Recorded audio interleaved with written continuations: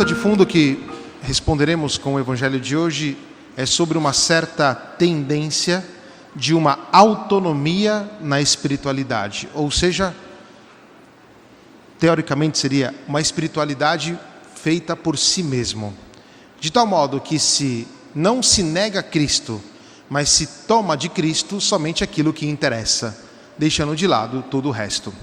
E isto é um perigo muito presente no tempo de hoje, na cultura moderna, que pretende a autonomia do sujeito, mas a autonomia do sujeito enquanto sujeito isolado, cortando aquilo que é essencial na vida de cada ser humano, ou seja, o fato que nós vivemos em uma relação. E uma relação com os nossos irmãos, relação obviamente que é sempre aberta para Deus. Isto marca toda a nossa vida, do princípio ao seu fim natural. Muito bem. Isto aqui é o panorama pelo qual nós vamos tentar responder com o evangelho de hoje, a espiritualidade própria do cristianismo. Aquilo que se espera, portanto, de um cristão é que viva um relacionamento com o Senhor. Mas não é um relacionamento qualquer. Jesus Cristo vai nos dizer que Ele é a videira e nós somos os ramos. Se isto é verdade, e é verdade, o fato é que nós estamos intimamente ligados a Cristo. E porque estamos intimamente ligados a Ele, qualquer tentativa de desligar a nossa vida a Jesus será uma condenação imediata à nossa morte. E porque estamos ligados a Cristo, aquilo que se espera de nós é nutrirmos sempre de Jesus. Isto se espera de nós um relacionamento constante com o Senhor. É duro, como sacerdote, constatar que muitas vezes nós cristãos, no nosso dia a dia, nós nos relacionamos pouco com Jesus. Às vezes nos falta a oração, às vezes nos falta aquela vinda na igreja rapidinho para dar um oi para Jesus, às vezes nos falta o exercício da caridade, às vezes nos falta o colocar em ato as nossas obras para que faça resplandecer a presença do Senhor em nome dEle. Nós pretendemos viver uma certa espiritualidade cristã e, digamos, católica, muitas vezes isolada, como se Jesus não contasse na maior parte dos nossos dias. E essa primeira pergunta que temos que nos fazer com muita sinceridade é: como é que está o nosso relacionamento com Deus? Será que dentro do nosso dia nós temos o nosso momento de oração? Será que dentro do nosso dia procuramos escutar a boa nova do Evangelho? Procuramos de alguma forma nutrir-se da videira que é o próprio Cristo? Ou será que nós esquecemos disto? Infelizmente, repito, é constatável que os cristãos às vezes se esquecem do fato de relacionar-se com o Senhor. E aquilo que se espera de nós, cristãos, e sobretudo porque somos católicos, com os meios que a tradição nos propôs, as orações do meio-dia, as orações das 6 da tarde, o Santo Rosário, a leitura do Evangelho, o Lexio Divina, a gente tem um mundo de possibilidades para estar em contato com o Senhor. E por que será que nós insistimos em não estar em contato com Ele? Certamente porque, no fundo, nós não, é aquilo que diz Papa Bento XVI, ou seja, nós não temos a certeza de Deus, nós pressupomos Deus. Ou seja, isso é uma coisa um pouco séria e nós deveríamos repensar este relacionamento. Ocorre que o relacionamento com o Senhor, ele nos abre a compreender as grandezas que nós recebemos. Eu e você recebemos o dom da vida, e este dom da vida vem cheio de boas, não vou dizer intenções, que não é o correto, aspirações. Vem cheio de boas aspirações, e nós queremos atuar essas aspirações. Para um cristão, atuar essa aspiração não significa atuar de maneira autônoma, mas porque recebemos na nossa vida uma vida nova, que é aquela do batismo, que nos insere dentro de Cristo. Agora, o nosso modo de atuar, as nossas aspirações, recebidas como graça de Deus, estas sim portam muitos frutos. E portam muitos frutos exatamente porque não é fruto de uma autonomia, mas é fruto de um relacionamento. De relacionamento com alguém que é maior do que nós mesmos. mas que, rebaixando-se a nossa condição humana, nos dá a possibilidade de fazer com que os nossos atos humanos se tornem divinos.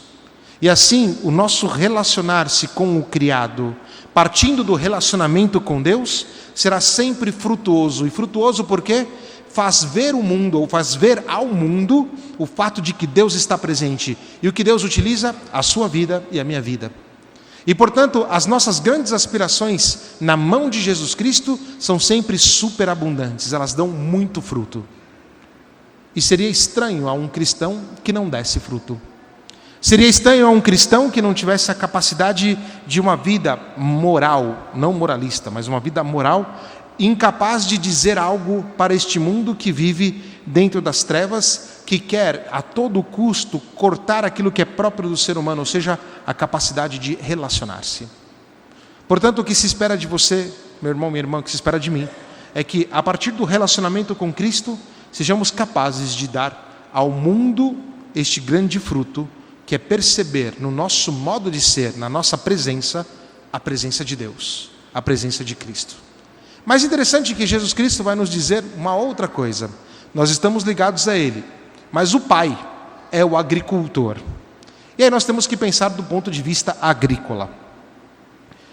O agricultor, para que uma vinha cresça, despende muita energia, porque tem que cavar a terra, tem que adubar a terra, tem que plantar, tem que regar, tem que esperar a vinha crescer, tem que esperar uma série de coisas. É um trabalho muito árduo, muito difícil, muito extenuante. E se aquela vinha, por algum motivo, depois de alguns anos, aquela videira não dá fruto, por algum motivo, o agricultor terá que tirá-la dali, porque ela está ocupando o espaço onde uma outra videira poderia dar frutos melhores. E para o agricultor isso é um pouco decepcionante, sobretudo se isso acontece dentro de uma vinha muito grande, em que as vinhas não dão frutos ou dão frutos ruins. Ter que devastar a própria plantação para o agricultor não é legal. É uma energia que ele colocou ali e que se desperdeu, que se perdeu completamente.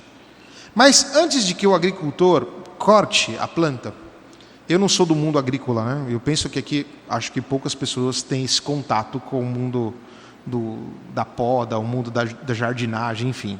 Mas meu avô era jardineiro. E eu lembro que meu avô tinha uma rosa lá em casa, e ele cortava, sempre podava a rosa, e eu, uma vez perguntando por que ele fazia aquilo, ele dizia que era para dar flores melhores. Então, tinha uma época do ano que ele podava as plantas todas. Muito bem. Isto aqui mostra um pouquinho daquilo que o Senhor fala também para a nossa espiritualidade. Se nós quisermos dar muitos frutos, o agricultor, Deus, que é responsável, não é um agricultor qualquer, é um agricultor responsável, ele nos limpa, é essa palavra que usa o Evangelho. Nos limpar significa podar-nos. E muitas vezes Deus nos poda. E nós muitas vezes não aceitamos as podas que Deus nos faz. Mas são essas podas que o Senhor nos dá, que nos ajudam a produzir frutos melhores. Então o que se espera de nós cristãos é não ter medo de ser podado por Deus. Não ter medo de ser, é agradecer quando o Senhor nos poda.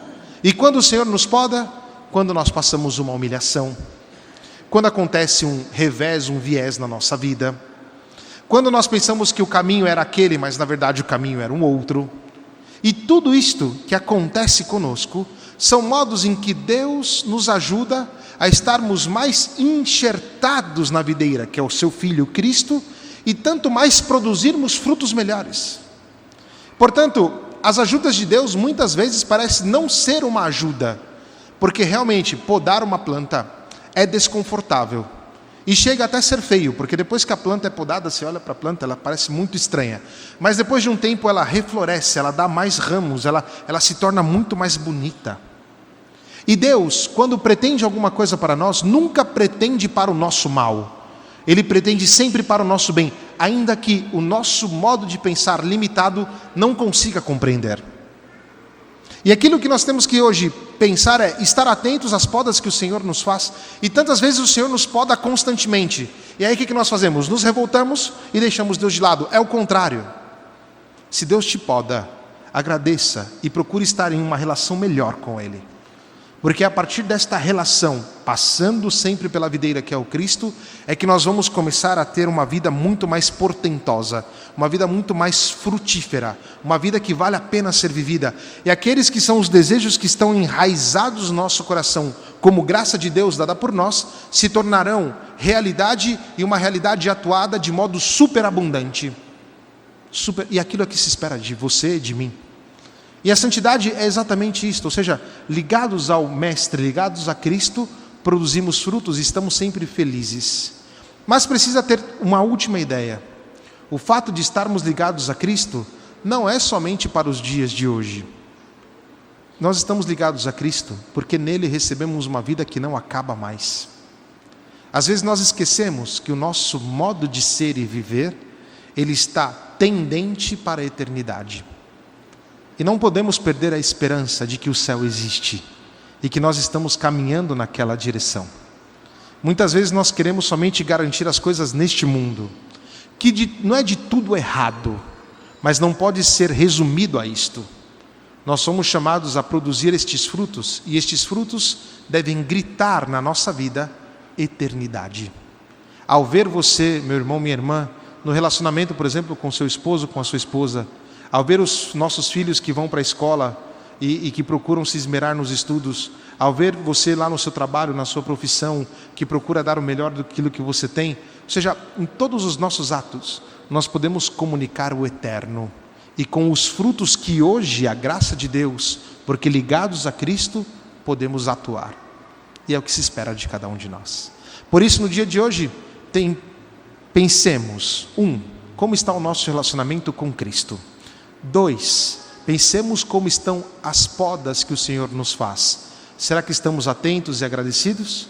E o terceiro ponto, lembrar sempre que tudo aquilo que acontece hoje tem sempre um grito de eterno, de eternidade.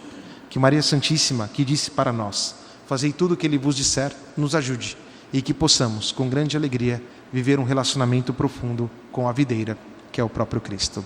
Que assim seja. Amém.